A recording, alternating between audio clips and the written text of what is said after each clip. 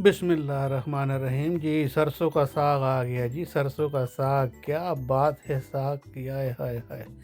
बीच में मक्खन डला हुआ हो और साथ में जो है तो लस्सी हो, और लस्सी के ऊपर मक्खन का पेड़ा जो है तो स्विमिंग कर रहा हो, और मकई की रोटी मोटी और मुलायम। ये रोटी की रेसिपी मैंने जो है तो डिस्क्रिप्शन में भी डाल दी है और एंड स्क्रीन पे भी लगा दिया, आप देख लेना। अच्छा, हमने जी 5 बंच लिए हैं सरसों के साग के। तो ये इसको आपने ऐसे पत्ते काट लेने हैं आगे से। ये जो इसकी जो पीछे डंडियां हैं ना, ये डंडियां नहीं डालनी है हमने। ये देखें, ये आपने नहीं काटनी है, नहीं डालनी है।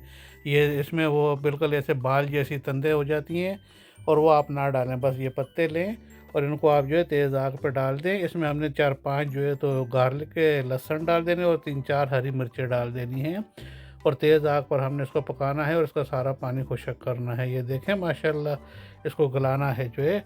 जब उबाल आ जाए तो आप मीडियम आग रख दें इसको, और तकरीबन जो है 25 से 30 मिनट में ये आपका फ़र्स्ट क्लास गल जाएगा जो है। आप इसको पका लें इस तरीके से। तो ये जी माशाल्लाह, आप इसको इस तरीके से रखें। ये तकरीबन हो गए हमारे 30 मिनट, देखें। और इसमें बस थोड़ा सा पानी आप छोड़ दें, हल्का सा, बिल्कुल पानी एकदम खुश्क ना करें, क्योंकि अभी हमने इसको ग्राइंड करना है, पीसना है। तो इसको बस आप ऐसे रख लें, और बिल्कुल एकदम हमने इसको पाउडर नहीं बनाना है, बस हल्का हल्का सा मशीन मारनी है इसमें, और थोड़ा थोड़ा सा हमने इसमें साबुत भी रखना है। बिल्कुल एकदम अगर आप इसको पाउडर बना देंगे तो वह लई जैसा बन जाएगा और वो मज़ा नहीं करेगा। बस आप ये देखें, बीच में थोड़े थोड़े साबुत से पीस हैं बीच में, बस ऐसे हल्की हल्की से आप इसको मशीन मारें, और बस ये आपका जो है हो गया है। मतलब कि आधा ग्राइंड हो गया और आधा बीच में साबुत है। तो चलिए जी, अब हम इसको दोबारा जो है हल्की आग पर, मीडियम आग के ऊपर रख देते हैं, ताकि इसको जो है बिल्कुल हम अच्छी तरह ड्राई कर लें। और अब हम इसका तड़का बना लेते हैं।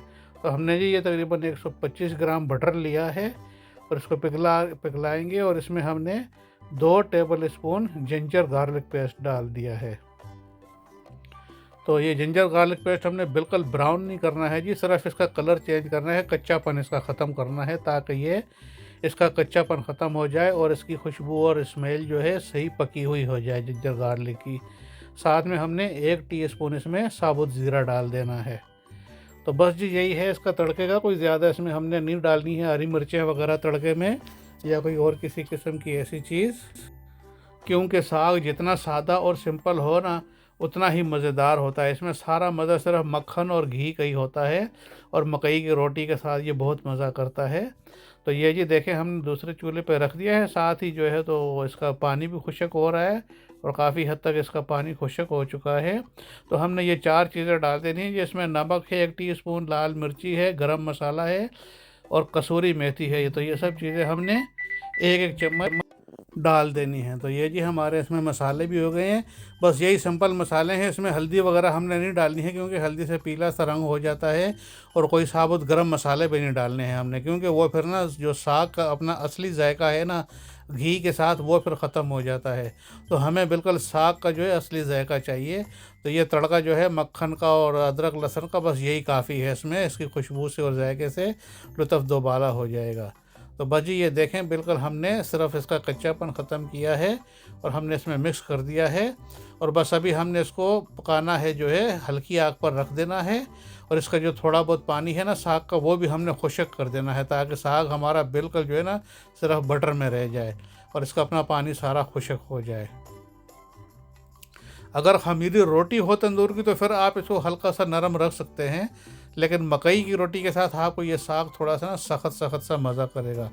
तो ये देखें जी, बिल्कुल इसका पानी खुश्क हो गया है। अभी हम ऐसे पतीले को साइड से करते हैं नीचे से, तो हमें पतीले की तय नज़र आती है ना। बस इस पोजीशन में आपने साग को बनाना है। तो अल्हम्दुलिल्लाह जी, ये साग आपका रेडी हो गया है, और मकई की रोटी के साथ और लस्सी के साथ आप इसको खाएँ और सर्व करें। क्या ही बात है। तो बहुत बहुत शुक्रिया जी मेरा चैनल देखने का, और सब्सक्राइब भी कर लें, और दुआओं में याद रखें। अल्लाह पाक आप सबको सेहत और तंदुरुस्ती दे, और अल्लाह पाक की अच्छी अच्छी नेमतों से आप जो है लुत्फ़अंदोज़ होते रहें। तो बस आप ऐसे अपने प्यारों को बनाकर खिलाएं, अपने बच्चों को खिलाएं, और बहुत ही सेहत अफ़ज़ा और बहुत ही अच्छी खुराक है ये। ख़ास तौर से पंजाब के जो है गांव की डिश है, बहुत मशहूर, साग और मकई की रोटी। और इस तरीके से आप बनाएं और खाएं। तो इजाज़त चाहता हूँ जी, इंशाल्लाह फिर मिलते हैं अगली वीडियो में। तब तक के लिए आप सबको, बहनों भाइयों को बहुत बहुत ढेर सारा दुआ, सलाम और प्यार। और आपके बच्चों को भी अल्लाह पाक से तंदुरुस्ती दे। इंशाल्लाह मिलते हैं अगली वीडियो में। अल्लाह हाफिज़।